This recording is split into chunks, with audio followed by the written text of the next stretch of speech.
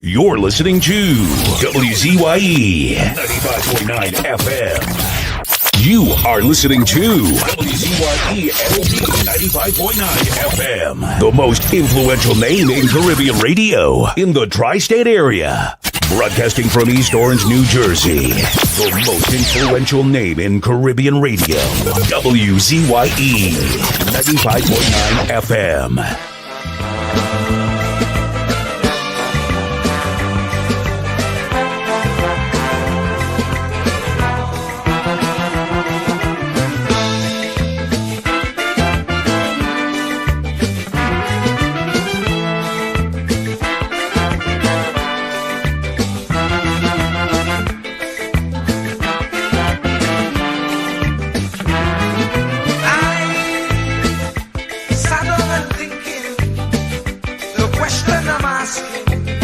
Is Pharaoh still existing?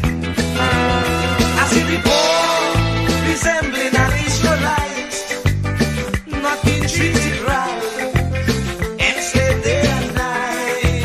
Oh, we just can't go on this way. We just can't go on this way. Please deliver us today. We just can't go on this way. We like the Israelites still in pain.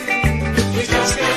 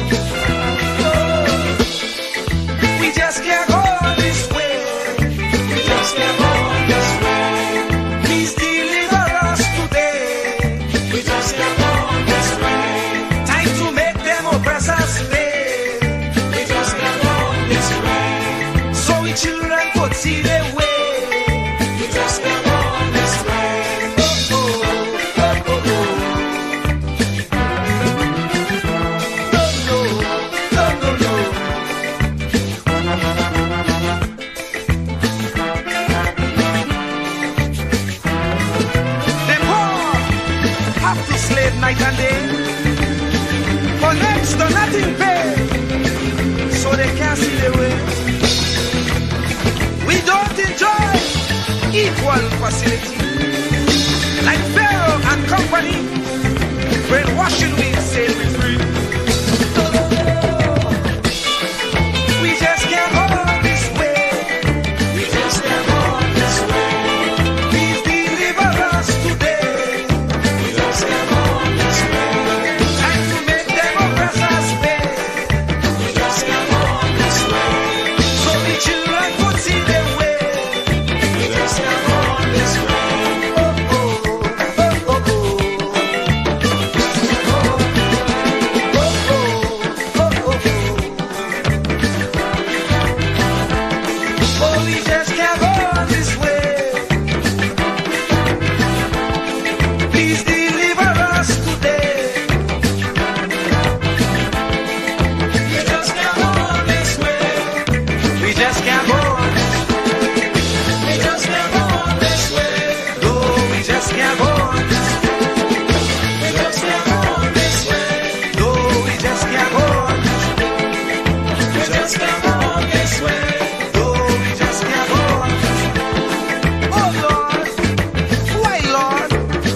Suffer like this. You said that you would take care of the poor, just like you did in Egypt. When Pharaoh had the Israelites in bondage, you delivered them. But here again, we are in the same khaki pants. We have those modern Pharaoh who oppress the poor, who represents Israel. They confuse us with so much lies. Not not even thinking that we will realize. And if we criticize, we could be ostracized. We don't know who to trust. That's why I say, Lord, please listen to this prayer that comes from the Lord. Please send us another Moses again. Oh, we just can't go on this way. Please deliver us today. Time to make them oppress us pay. So the children could see their way. Make them get on their knees and pray. Then we have to touch them day. Oh, just can't make it this way. Please deliver us today. Be like the Israelites did. Please send us another Moses again. Lord, we just can't make it this way. Yes, deliver us today. Oh, we just can't go on this way. No, we just can't make it this way. Please listen to what I say. Yes, hurry up with Judgment Day. We just can't make it this way. No, we just can't make it this way. Must we get old and gray? And the children can't see their way. Oh, we just can't make it this way. Oh, we just can't make it this way. We like the Israelites living there. Please send us another Jesus again. Oh, oh, oh, oh, oh, oh. Oh, oh, oh, oh, oh, oh.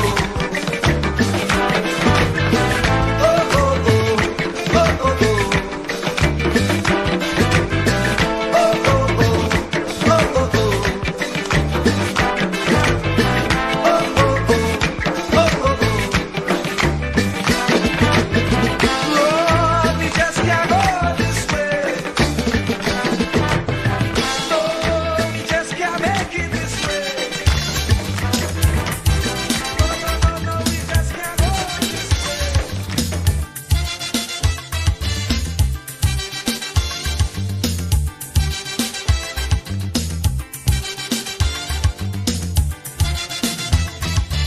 I say you get up one morning, your elders have something.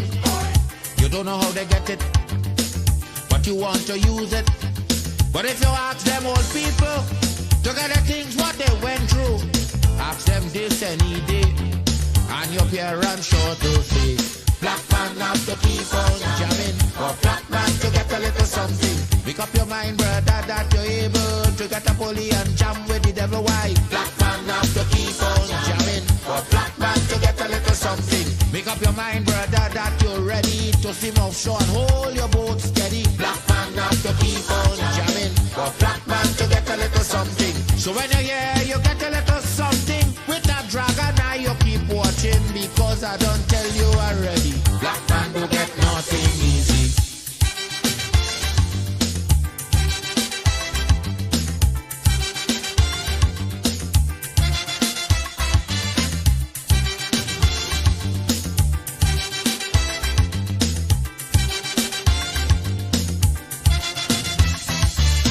say you get up one morning and oil money running.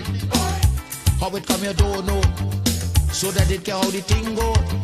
But if they read about Uriah, they wanna find out the pressure. How we get so much old hell to get a penny from TLL. Black man have to keep on jamming, but black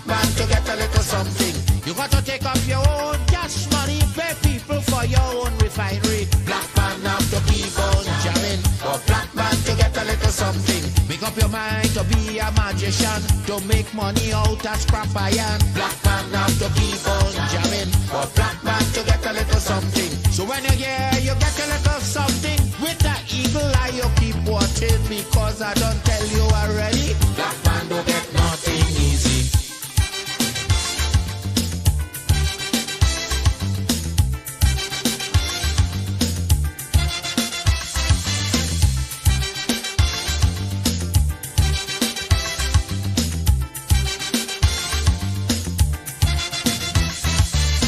Say we got up one morning, independence happening, getting the thing come easy.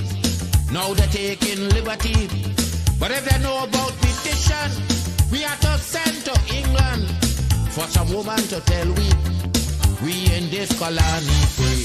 Black man have to keep on jabbing, for black man to get a little something.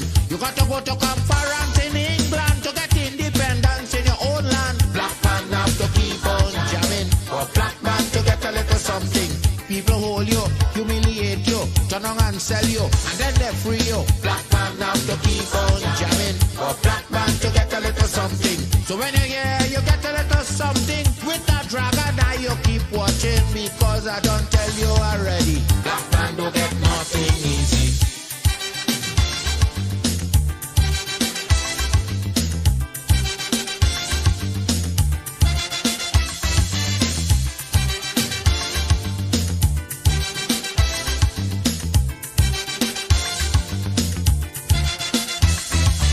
So when a black man gets something, he got to start thinking. You get it there easy. He got to practice economy. From getting licks from the slave master to become the land owner. Brother, it's a terrible journey, back with plenty brutality. Black man have to keep on jamming, for black man to get a little something. You got to rise up, you got to stand up, make up your mind, you will always stay on top. Black man have to keep on jamming, for black man to get a little something. You got to go to conference in England to get independence in your own land. Black man have to keep on jamming, for black man to get a little something. You got to take up your own cash money, pay people for your own refinery. Black man have to keep on jamming, for black man to get a little something. Make up your mind to be a magician, to make money out of scrap iron. Black man have to keep on jamming, for black man to get a little something. You got to go to conference. Keep me as the apple of thine eye. Hide me under the shadow of thy wing.